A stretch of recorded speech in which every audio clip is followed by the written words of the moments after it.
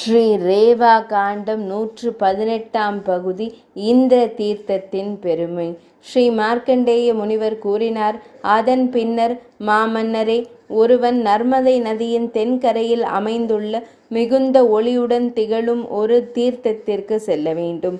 அது இந்திர தீர்த்தம் என்று நன்கு அறியப்படுகிறது. யுதிஷ்டிர மன்னர் கூறினார். நர்மதை நதியின் தென்கரையில் இந்திர தீர்த்தம் ஏன் அமைந்துள்ளது? சிறந்த அந்தணரே, அதன் தொடக்க முதல் இடைப்பகுதி வழியாக இறுதி வரை முழு விவரங்களையும் நான் கேட்க விரும்புகிறேன். அறிவு கூர்மை மிக்க தர்மபுத்திரனின் இவ்வார்த்தைகளை கேட்டதும் அவர் அந்த பழம்பெரும் வரலாற்றையும் அங்கு நிகழ்ந்த நிகழ்வுகளின் விவரங்களையும் விவரித்தார். ஸ்ரீ மார்க்கண்டேய முனிவர் கூறினார். விருத்திரன் தர்மத்திற்கு நீதிக்கு எதிரியாக இருந்த போதிலும் அந்த மிகுந்த வலிமை வாய்ந்தவன் சச்சி தேவியின் கணவனான தேவேந்திரனால் வஞ்சகமாக தோற்கடிக்கப்பட்டான், கொல்லப்பட்டான். அவன் அவ்விடத்தை விட்டு நீங்கி பாதையில் சென்று கொண்டிருந்த போது அடக்க முடியாத பிரம்மஹத்தி பிராமணனை கொன்ற பாவம் அவனை சிறிதும் ஓய்வின்றி தொடர்ந்து சென்றது. அவன் 3 உலகங்கள் முழுவதிலும் சுற்றி திரிந்தான். பிராமணனை கொன்ற அந்த தேவர்களுடன் இணைந்து தனது பிரம்மாண்டமான வாகனத்தில் எங்கு சென்றாலும் எந்த திசையை கடந்து சென்றாலும் அந்த படுகொலை பாவம் அவனை தனியே விடவில்லை. அவன் இத்தகைய பழி சொற்களை செவிமடுத்தான். பிராமணனை கொல்லுதல், மது அருந்துதல், திருடுதல் மற்றும் குருவின் மனைவியின் கற்பை அழித்தல் போன்ற கொடிய பாவங்களிலிருந்து விடுபட வழிகள் உள்ளன. ஆனால் வஞ்சகம் செய்தவர்களுக்கு அத்தகைய வழிகள் இல்லை.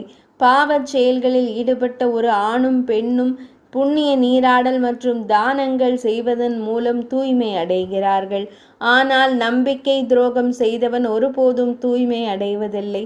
தேவர்களின் அரசனான தேவேந்திரன் பல்வேறு தரப்பட்ட மக்களால் உரைக்கப்பட்ட இவ்வார்த்தைகளையும் அதுபோன்ற பிற சொற்களையும் கேட்டு மிகுந்த துயரமடைந்தான். அவன் தேவர்களுடன் இணைந்து தனது அரசாட்சியை துறந்து சிறந்த தவத்தை மேற்கொள்ளத் தொடங்கினான். புத்திரர்கள், மனைவியர், இல்லம், அரசாட்சி, பல்வேறு வகையான செல்வங்கள் ஆகியவை தர்மத்தை அனுசரித்தலின் விளைவுகளாகும். இவை ஒரு மன்னனின் பெருமைக்கு மேலும் மெருகூட்டுகின்றன.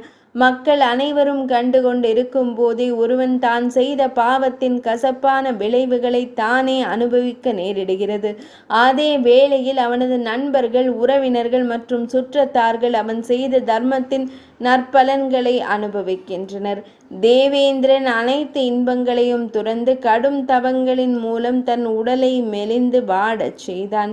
தேவர்களின் அரசனான அவன் பல்வேறு புண்ணிய தீர்த்தங்களுக்கும் ஆலயங்களுக்கும் யாத்திரை மேற்கொண்டான். கங்கை, யமுனை, சரஸ்வதி ஆகிய நதிகளிலும் அனைத்து பெருங்கடல்கள், ஆறுகள், இயற்கையான ஏரிகள் மற்றும் குளங்களிலும் மற்றும் பல்வேறு புண்ணிய தீர்த்தங்களிலும் அவன் தனித்தனியாக புனித நீராடினான். ஆயினும் தேவர்களுடனேயே பழகி வந்த போதிலும் அந்த பாவம் அவனை விட்டு நீங்கவில்லை. நர்மதை நதியின் 2 கரைகளிலும் அமைந்துள்ள தீர்த்தங்களில் அவன் தொடர்ந்து நீராடியதுடன் மகாதேவனையும் வழிபட்டான். இறுதியில் அவன் ஸ்கந்த தீர்த்தம் எனும் இடத்தை சென்றடைந்தான். அவ்விடத்தில் தங்கி அவன் விரதங்களை அனுசரித்ததுடன் கிருச்சிரம், சந்திராயணம் போன்ற கடும் விரதங்களையும் மேற்கொண்டான். அவன் தன் உடலை மிகவும் மெலிந்து வாடும்படி வருந்தினான். ஆயினும் அவனுக்கு எவ்விடத்திலும் மன அமைதியோ இன்பமோ கிட்டவில்லை. கோடை காலங்களில் அவன் 5 தீச்சுடர்களுக்கு நடுவே அமர்ந்து தவம் புரிந்தான். மழை காலங்களில் அவன் வெறும் தரையிலேயே படுத்துறங்கினான். குளிர்காலங்களில் ஈரம் சொட்டும் ஆடைகளை அணிந்தவாறே அவன் கடும் தவம் மேற்கொண்டான். இவ்வாறு பரதகுல தோன்றலே, தேவேந்திரன் 10,000 ஆண்டுகள் தவம் புரிந்தும் பரமாத்மாவை உணரும் முயற்சியிலும் ஈடுபட்டு தன் காலத்தை கழித்தான். 11,000வது ஆண்டு நிறைவுற்ற போது சிறந்த மன்னனே, பரமேஸ்வர பெருமான் அவன் மீது பெரிதும் மகிழ்ந்தார். அப்போது பிரம்மதேவரும் பகவான் ஸ்ரீ மகாவிஷ்ணுவும் தலைவர்களாக கொண்ட அனைத்து தேவர்களும், பிரம்ம ரிஷிகள், சித்தர்கள் உள்ளிட்டோரும் சதக்ருது தேவேந்திரன் தவம் புரிந்து கொண்டிருந்த இடத்திற்கு வருகை தந்தனர்.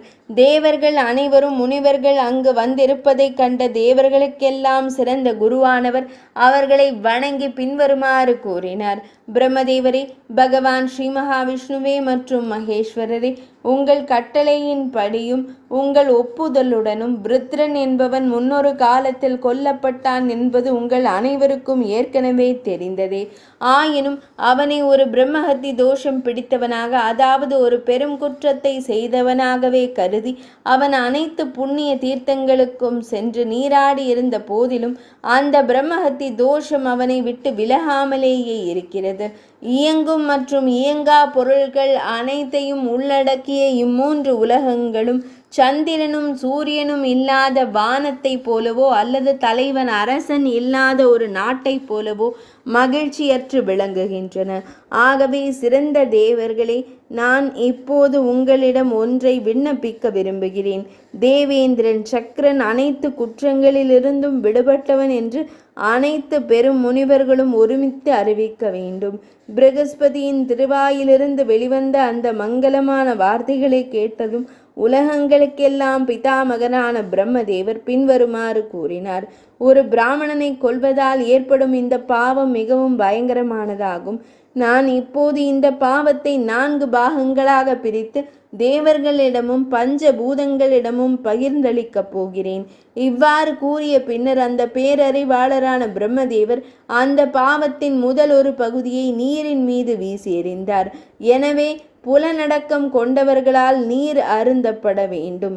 118ஆம் பகுதி இனிதே நிறைவடைந்தது.